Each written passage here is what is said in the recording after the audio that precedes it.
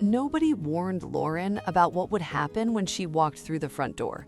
She had the baby in one arm and the car seat in the other, so focused on the steps, on the cold air, that she almost didn't notice. But then she looked up, and there they were, Duke and Rosie, two 180-pound St. Bernards, sitting perfectly still in the hallway, side by side, like they had been waiting for exactly this moment. Not excited, not jumping, just waiting. And in that instant, Lauren understood something no article had prepared her for. These two dogs had already made their decision. The baby was theirs now, and nothing in this world was going to change that. Lauren had always known that Duke and Rosie were different. Not dangerous different, not difficult different, just aware. The kind of dogs that watched a room instead of filling it. Duke was 182 pounds, brown and white, with a broad chest and a face so expressive that Lauren's sister once said he looked like he was always thinking about something important. Rosie was lighter, at 176 pounds, quicker to move, but equally deliberate. She never reacted to anything without first deciding whether it was worth reacting to. They had been in Lauren's house for 4 years before the baby arrived. 4 years of learning every sound, every routine, every mood. They knew when Lauren was tired before she sat down. They knew when a storm was coming before the sky changed color. And when her pregnancy began to show, something shifted in both of them, quietly, without announcement, in a way Lauren noticed but couldn't quite name. They started following her more closely, not anxiously, just closer. Her sister called 2 weeks before the due date. "Lauren, I love Duke and Rosie, you know I do, but two 180-pound dogs and a newborn? Have you really thought this through?" Her neighbor said the same thing, leaning over the fence one afternoon. "St. Bernards are gentle, sure, but they're enormous. One wrong move and—" Lauren smiled and nodded, and then she went inside, sat on the couch between Duke and Rosie, and thought about every morning for the past 4 years. Every time she had been sick and Duke refused to leave her side. Every time she had cried and Rosie pressed her entire body against Lauren's, like she was trying to hold her together. Every hard day, every quiet evening when the world felt too heavy, and these two dogs made it lighter just by being in the room. She wasn't worried.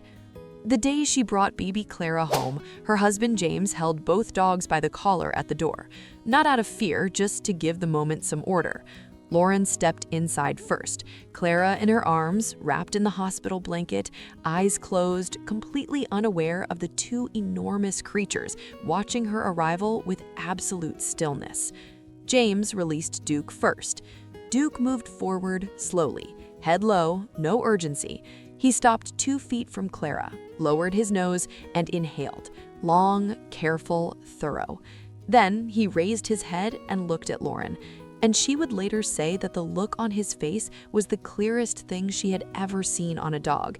It said, "I understand now. I've got her." Rosie was next. She sniffed once, stepped back, and walked to the far side of the room and lay down facing the door, like the arrangement was already decided and she was simply taking her post. James looked at Lauren. Lauren looked at James. "Okay," he said quietly. "Okay." The first 2 weeks were a blur of feeding schedules and broken sleep, but through all of it, Duke and Rosie were a constant, steady, unbothered, present. Duke claimed the hallway outside the nursery from day one. He simply lay there, every nap, every night, his large body filling the width of the corridor. Lauren stopped tiptoeing around him after the 3rd day. She started stepping over him instead, and he would open one eye, confirm it was her, and close it again. Rosie positioned herself each evening in the living room at an angle where she could see both the front door and the nursery hallway at the same time. James noticed it on day 5. "He's got a sightline," he said. "She's watching both entry points." Lauren didn't laugh. She just felt something settle in her chest that had been tense since the hospital. Stories like these remind us why some bonds can't be explained. They can only be witnessed. If you're still here and haven't subscribed yet, honestly, that stings a little. These stories take everything we have. Hit subscribe. You won't regret it. Clara was 6 weeks old when Lauren first noticed the morning routine. Every day at 6:47 a.m., Duke would rise from his spot in the hallway, push the nursery door open with his nose, and make a sound. Low, soft, somewhere between a hum and a question. And Clara, even at 6 weeks, would turn toward him every single time, as if she already knew his voice, as if they had worked something out between them that nobody else was part of. Rosie slept beside the crib each night, her back against the wall, facing the door. Too large to fit comfortably, but she made it work. Lauren started to believe that the reason Clara slept so soundly was partly because of the slow, steady rhythm of Rosie's breathing in the dark. Then came the night of March 11th. Clara was 2 months old.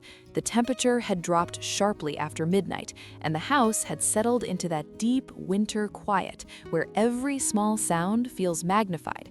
Lauren and James were asleep. The baby monitor glowed green. Everything was still. At 2:47 a.m., Duke started barking. Not his slow, familiar bark. This was different, hard, urgent, the kind of sound that reaches into sleep and pulls you out by the collar. James was moving before he was fully conscious, feet on the floor, down the hallway, mind racing. He found Duke and Rosie standing in the nursery doorway, side by side, completely blocking it. Rosie was growling low, not at James, but past him, toward the back of the house. The motion light in the yard had triggered. James checked the monitor, checked the window, looked at the dogs. He called the police at 2:51 a.m. Officers arrived 9 minutes later. They found the back gate latch forced open, boot prints in the frost along the side fence. The house 2 doors down had been entered that same night. Another on the next street reported a broken window.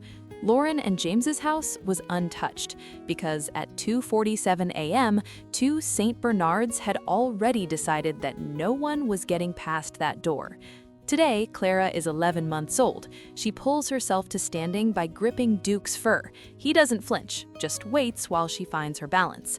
Rosie walks slowly enough through the living room that Clara can follow her, both hands reaching, giggling every time she almost catches that enormous tail. Lauren still gets comments from strangers at the park, from people who see the photos. "Aren't you worried? They're so big." She used to explain. Now she just smiles, because Duke and Rosie don't need explaining. They never did. They just needed someone to trust them, and a baby girl who arrived wrapped in a pink blanket and changed everything without saying a single word. When a dog stands between you and the darkness, believe them. They carry senses we lost a long time ago. That is their world. And if you are lucky enough to share it with them, the least you can do is trust it. Would you have brought 2 180-pound dogs home to a newborn, or would you have listened to everyone else? Tell me in the comments.